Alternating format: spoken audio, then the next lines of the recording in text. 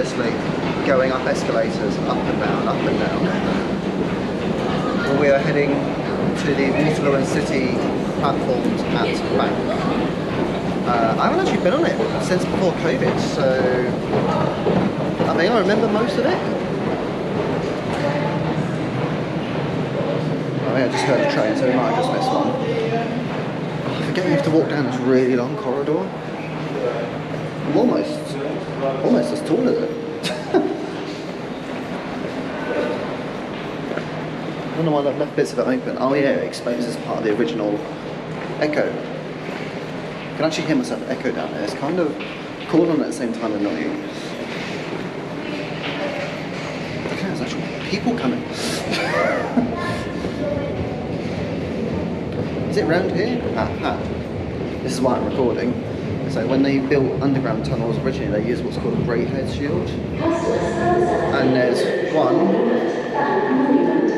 right there, still in place, used to build the original platforms and the original tunnels. It's sort of like an early tunnel boring machine, TBM, which is what they use to make virtually all tunnels nowadays. And it's what they're also using to build High Speed 2 now, and what they used to build the Elizabeth line. Only much bigger. Pardon me. Feels weird walking down there.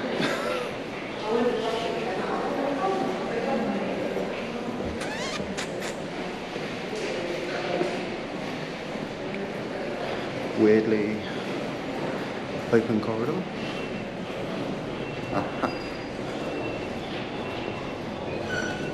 Big staircase. Waterloo and City line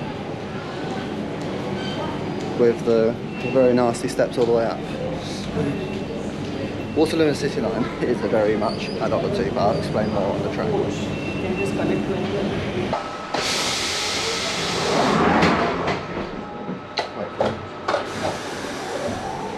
And off we go.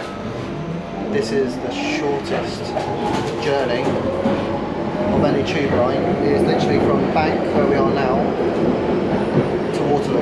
That's it. Hence why it's called the Waterloo and City line. This line is the second deep level tube to be opened in the world, not long after the City and South London Railway, which we spoke about in a previous video.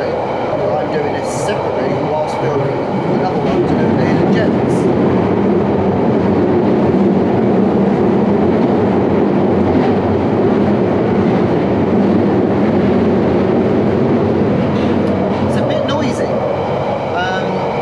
This line, in fact, did just pass his 125th birthday about 6 days ago on the 8th of August. So the 8th of August 1898, this line opened. We're currently going a little bit downhill because we're going underneath the River Thames. And the trains themselves are the same as the ones found on the Central line, so they're the same drivers, so they don't have any special knowledge or anything. But they're much smaller. They're only 4 coaches long. It's also commonly, I'm not quite sure how, but it's commonly referred to as the drain. Probably because it's literally just, I suppose it's probably either side of the River Thames, and when they were building it they had to pause, because I think in late 1890s the River Thames froze over, and whilst they were digging underneath they couldn't do it safely without cracking it and obviously having all the water pour into the tunnels. Again, this railway is built using the Great Head Shield, which we just saw about a few minutes ago. Very, very, very early predecessor to how tunnels are made nowadays. And I think we're already nearly at Waterloo because we're slowing down. Oh, maybe not.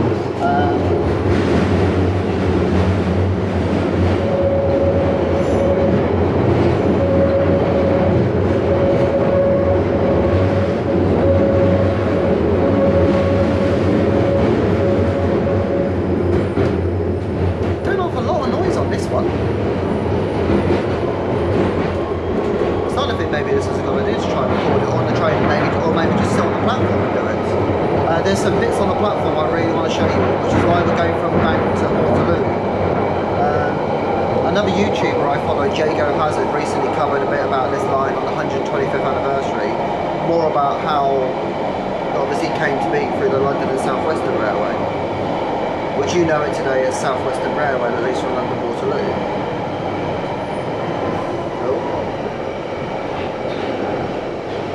Just suddenly see the lurch of the brakes.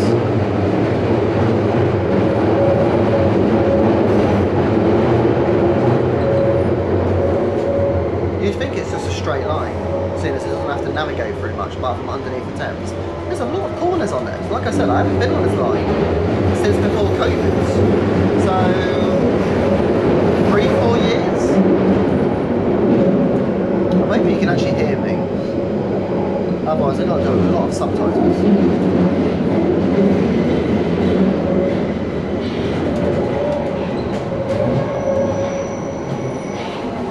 There we go.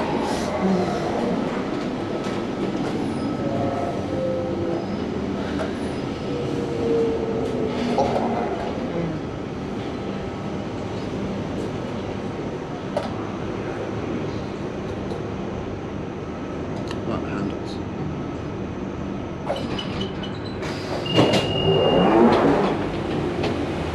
Oh, lights are off. Obviously they don't want anyone to be using this one at the moment. Another thing they do with the tube, they flicker the lights to basically tell everyone to get off.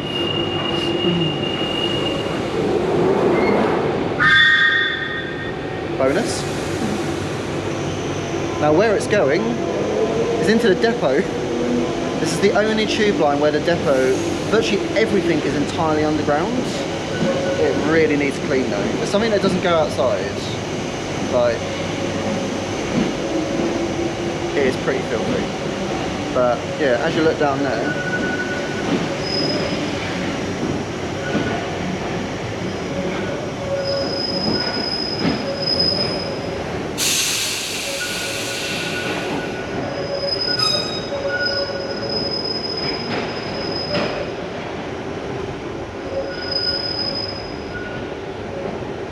but yeah, there's somewhere, I think it's round to that side, is an opening where if the trains need to go out, like go away from maintenance, they have to basically crane it out overground next to Waterloo mainline station outside, put it onto a truck and then take it away. There's absolutely no connection with anything else here.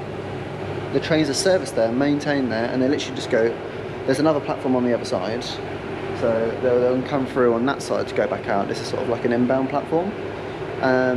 But this is one of those platforms that you think, wait a minute, this doesn't look like a tube. It's because it wasn't. When it was originally built, it was built as part of national network, basically, which is why it's not an oval platform. I just noticed there's an old bridge up there, but for those that are railway enthusiasts will recognise that is network south-east. It's also one massive long patch. Kind of like that. But, and also the red. It's only been part of the London Underground since, I want to say 1994. So in terms of the Underground, it's probably one of the youngest to be part of the network. I can hear lots of hissing. I think it's all of those boxes there. I can hear lots of hissing at the moment. That little trigger there, I don't know if you can see, it's part of the signalling system. It basically has to drop to allow a train to pass through. If a train hits it, it's like an emergency brake. I think they call it the trip cock. Could be wrong. Shows you how busy this station gets when the bin's not even, I mean, it's now 10 to 1. Yeah, I don't think there's really much when you go beyond the platform. You can just about see the other platform through there. But also because of COVID, this line is only open Monday to Fridays. It used to be open on Saturdays, but again, because of COVID and because the passengers numbers are low, I think the most recent update from TfL was the tube is now carrying 85% of the passengers it was prior to the pandemic, which is a good thing. It's obviously starting to build, but they need more. As a result, this line is only open Monday to Friday, closed Saturdays and Sundays. It's never really opened on a Sunday, apart from special events, like there was an exhibition nearby for British exhibition, I think it was after the war, or something like that. Or I might be thinking of somewhere else. I've been watching a lot of videos.